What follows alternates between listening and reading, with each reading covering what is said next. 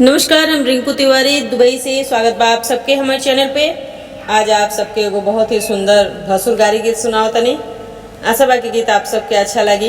ये गीत में समधी के गारी दे तरी कि रउआ पैसा बचावला के चक्कर में सब हती हती सामान ले आनी, सस्ता सामान ले आनी।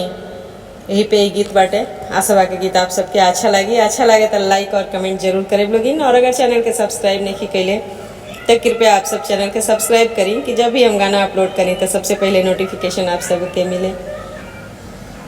रउरात ये समधी छरिया बियान हमरा के, रउरात ये समधी छरिया बियान हमरा के, एक लौती धिया हमरा के गो, एक लौती धिया हमरा के गो। रउरात ये समधी कुकुरा बिलार हमरा के, रउरात ये समधी कुकुरा बिलार हमरा के, एक लौती धिया हमरा के गो, एक लौती धिया हमरा के गो। टिकवाले नी भसुर छोटे छोटे कैसे पेनस जी, टिकवाले नी भसुर छोटे छोटे कैसे पेनस जी, एक लौती धिया कैसे पेनस जी, एक लौती धिया कैसे पेनस जी। झुमका लेनी भसुर छोटे छोटे कैसे पेनस जी, झुमका लेनी भसुर छोटे छोटे कैसे पेनस जी, एक लौती धिया कैसे पेनस जी, एक लौती धिया कैसे पेनस जी।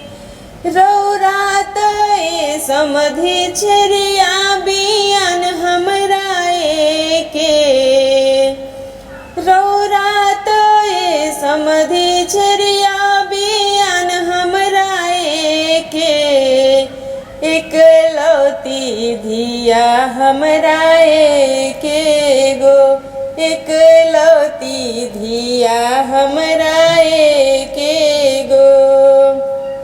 सिकड़ी लेनी समधी छोटे छोटे कैसे पेनस जी, एक लौती धिया कैसे पेनस जी। सिकड़ी लेनी समधी छोटे छोटे कैसे पेनस जी, एक लौती धिया कैसे पेनस जी।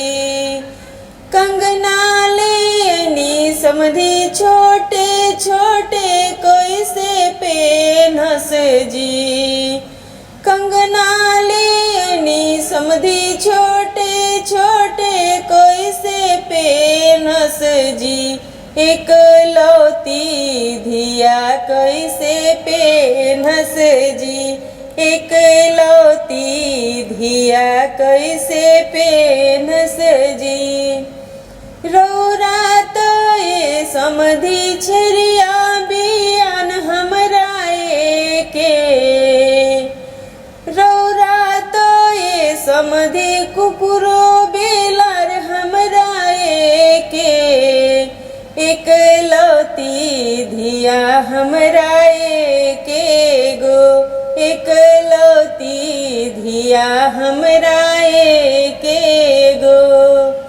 लहंगा लेनी समधी छोटे छोटे कैसे पेनस जी, सड़िया लेनी समधी हो छोटे कैसे पेनस जी, एक लौती धिया कैसे पेनस जी, एकलौती धिया कैसे पेन्हस जी, एकलौती धिया कैसे पेन्हस जी।